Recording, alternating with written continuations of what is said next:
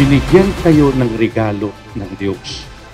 At ang regalong bigay ay ang una, bahay. Pangalawa, na kung saan ang inyong relasyon. So that means ang bahay na yan ay simbolo hindi lang ng karangyaan, hindi lang ng pamilya, kundi ng biyaya ng Diyos. Pag ito ang iyong nakita, ang Diyos at ang kanyang biyaya, tandaan mo,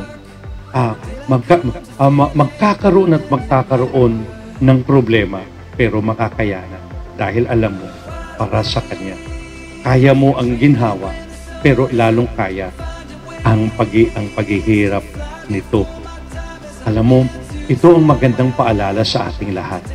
Minsan, hanggang pang nakikita lang, minsan hanggang pamilya, pero idala mo hanggang sa Diyos at makikita at alam mo na kung saan makakaya mo ang buhay.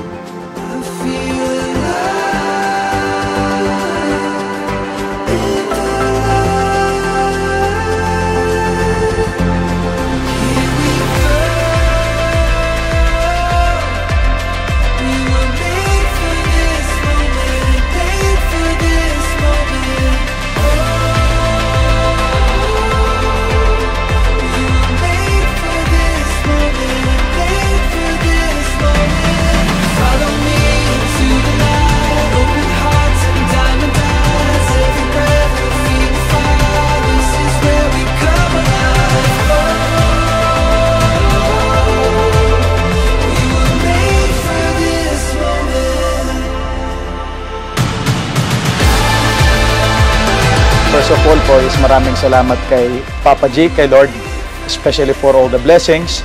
And sabi nga ni Father, dito sa lupa na ibinigay niya sa amin, which is donated by our Papa Efren. Thank you, Pa.